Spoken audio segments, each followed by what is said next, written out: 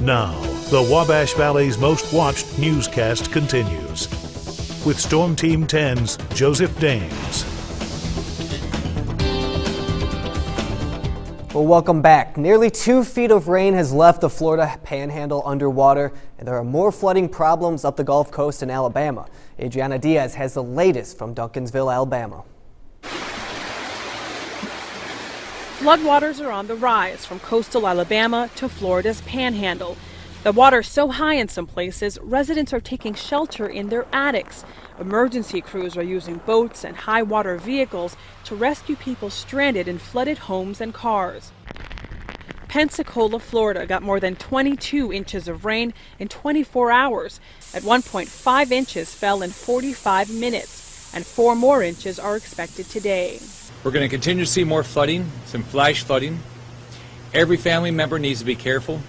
Cars and trucks were dumped into a ravine when a stretch of highway collapsed in Pensacola. Drivers abandoned cars in parking lots filled with water.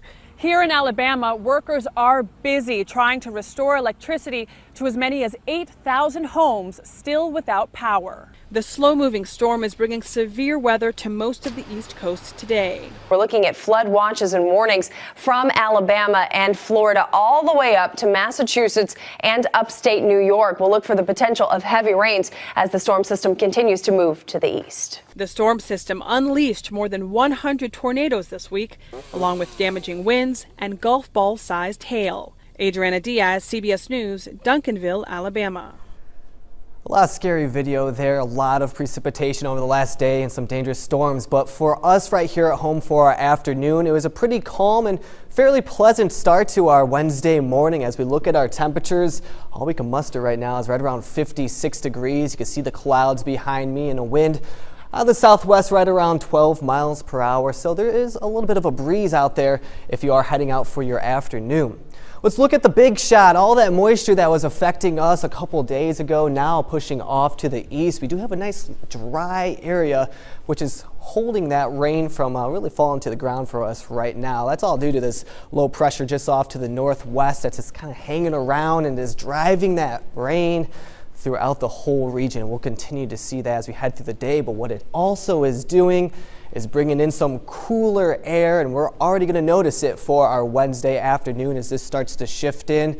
Our temperatures aren't going to make it too much further out of the 50s. In fact, as we looked at the temperature change over the last 24 hours, areas like Paris already down 20 degrees, 12 degrees here in Terre Haute, 16 for Mattoon. So not a lot of warm air to work with, and that's also kind of keeping some of those rain showers out of the way. Looking at some of the temperatures right now, 56 degrees, like I said, at home in Terre Haute, off to the south for Evansville, right around 58. Still pretty warm towards Louisville, right around 60s, but you can see that cold air is moving out of the northwest, only in the 40s by the Quad Cities, 42 degrees for Moline. As we head through our afternoon, though, right around 56 degrees now, we'll just be topping off in the upper 50s, mostly cloudy. We can see some sunshine out there and possibly a stray shower. For the most part, though, we will be staying dry for the afternoon. Let's jump into the Storm Team 10 futurecast. You can see mostly overcast as we head into right around midnight as we're waking up tomorrow morning.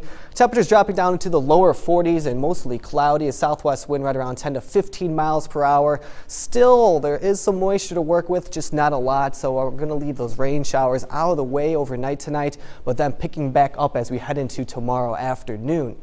You're not going to want to look at these temperatures for tomorrow because they're only back into the 50s, right around 57 degrees at home in Terre Haute, off to the south of Robinson in the 50s too, mid to upper 50s mainly for all of us.